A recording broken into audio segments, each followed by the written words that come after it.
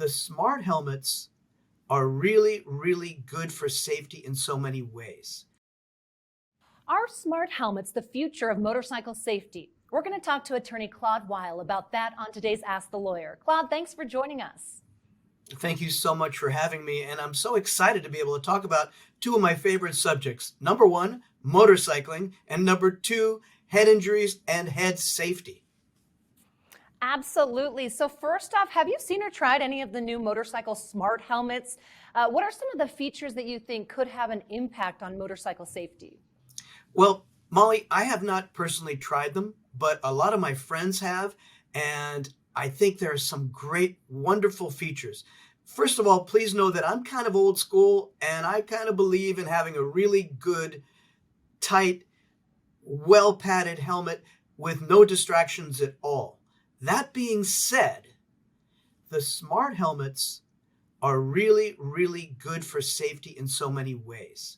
And they really help when somebody's out by themselves, out in the world, maybe riding in a remote area, and something bad happens. Let's face it, helmets are on your head for emergencies, to keep you, to help you to not get injured.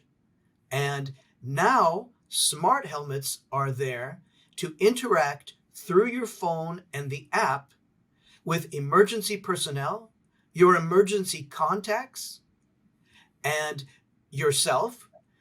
And it could be a real lifesaver. I want to tell you a story about a client of mine who had a bad crash, and his smart helmet called 911. And when he woke up, the paramedics were standing over him.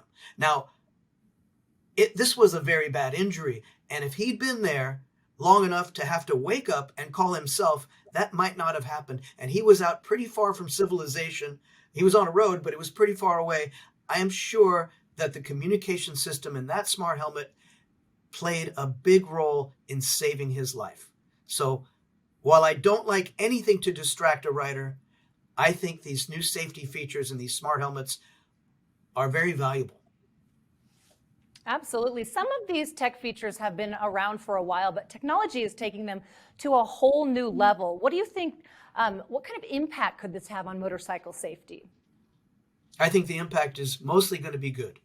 Well, I've always been against anything that can distract a rider, but if the rider is going to have their cell phone mounted on their handlebars or somewhere on the bike anyway, and their eyes are going to steal down to their cell phone, and they're going to be looking at their apps that are telling them all the analytics that they want to learn, then why not have it all integrated into your helmet and have it hands-free? There have been systems around for years so that you can say, hey, Siri, I'm a fan of the iPhone, and I'm a fan of these apps that go on the iPhone that interact with these helmets. It is so fascinating. They figure things out in milliseconds that can help the rider get help.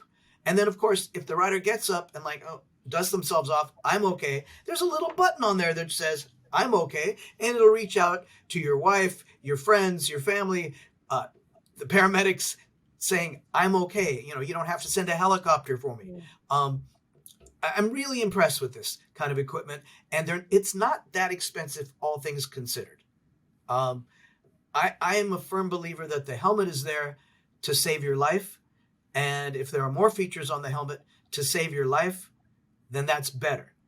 And I'm also a believer, if you're going to be distracted from keeping your eyes dead straight on the road or looking around, just what you need to do, if you're going to be distracted by the apps on your phone anyway, it might as well all be contained in your helmet. Absolutely. How might one of these smart helmets help in determining fault in an accident? Well, I think, there are many analytics, and there's different helmets, and they have different features. However, some of the analytics features will tell you how fast you were going, whether you were going up in elevation or down in elevation right before an accident. They might show, some people have cameras inside. There are many elements of proving fault in a motorcycle crash. The main assertion against all motorcyclists is they were just going too fast. So if you have a device in your helmet communicating through your phone and being preserved that says you weren't going that fast, that could be a very big help in fighting that assertion by the defendant who hit the motorcyclist. So how do you think that these helmets stack up in terms of lightweightness and ventilation? And also, what should people look for in finding the right helmet for them? Well, like non-smart helmets, I'm not going to call them dumb helmets, but like other helmets, it runs the gamut. You can get a $100 helmet. You can get a $50 helmet.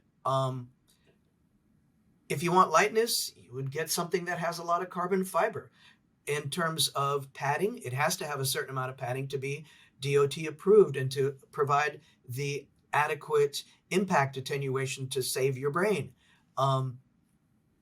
There's so many different features, and it all comes down to how much you want to spend.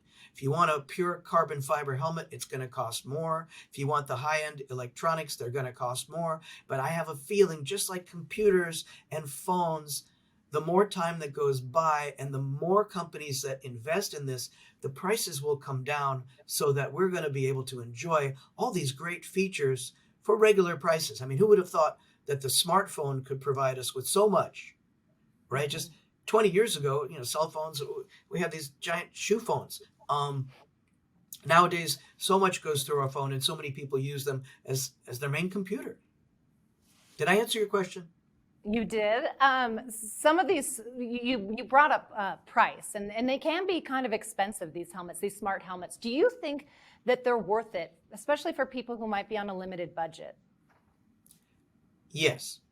I think the investment into a helmet is a very, very smart thing to do and might be a life-saving investment. So you could ask a lot of different people, but if you ask me anything about helmets, I'm a proponent of getting the best one you can get. Helmets are designed to do basically three things. One, stay on your head in the event of a collision. Two, have enough padding in there to save your brain or at least protect it from a further injury. And also three, have a hard enough shell so that road debris and rocks and things don't penetrate the helmet and injure you that way. Those are the three main things it's supposed to do. Now that we have electronics mixed into that, it's also expected of a smart helmet to call your loved ones and to call 911 and to let people know where you are. And so I think that all of this is going to become less and less expensive as more and more companies get competitive. Yeah, it's pretty impressive what technology can do for us these days. Thank you so much for taking the time to talk to us. Oh, I'm more than happy to talk about this anytime. Any questions you have, feel free to call me. And that's going to do it for this episode of Ask the Lawyer. My guest has been attorney Claude Wyle. If you want to ask him about your situation, call the number on the screen. Thanks for watching. I'm Molly Hendrickson for Ask the Lawyers.